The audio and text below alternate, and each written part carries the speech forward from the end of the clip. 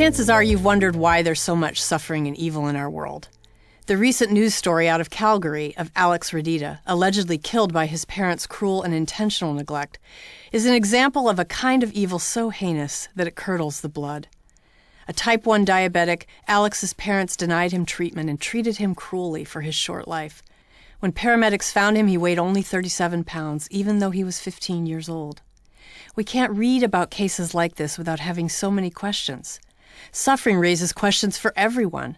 For some, it's the biggest objection to belief in the existence of God. But if one's answer to suffering is to do away with God, does that really solve the problem? If there is no God, then how does one make sense of suffering? Richard Dawkins has famously said, in a universe of blind physical forces and genetic replication, some people are going to get hurt, other people are going to get lucky, and you won't find any rhyme or reason to it, nor any justice. In fact, the universe we observe has precisely the properties we should expect if there is no evil and no good, nothing but blind, pitiless indifference. Without a God who cares about human suffering and injustice, there is no reason to feel sorry for the Alex Raditas of the world. He's just one of the unlucky ones.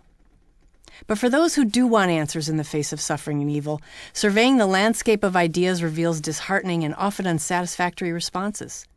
Atheism claims that suffering is meaningless. Other religions claim that suffering is either the illusion of unmanaged human desire or karmic justice for past failure or the divinely determined lot in life. Given these responses, all one can offer for counsel or care is survive and adapt, detach from all desires, submit to what you deserve, or just keep trying to think positive despite all evidence to the contrary.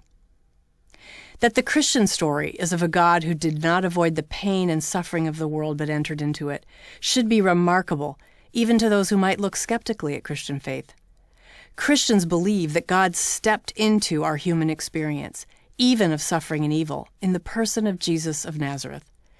Jesus lived among human beings who were in pain. He brought healing and pain relief, in every sense of that word, to many he encountered. Jesus, like us, suffered and experienced pain. He experienced the psychological pain of misunderstanding, rejection, and betrayal.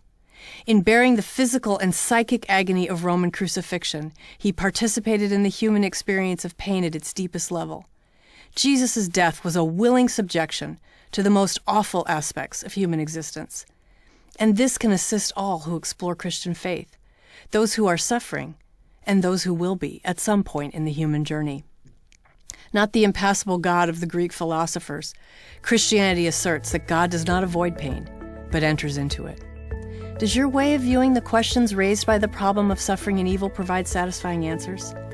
If not, perhaps you might consider the God who enters into the darkest realities of human brokenness as Jesus of Nazareth.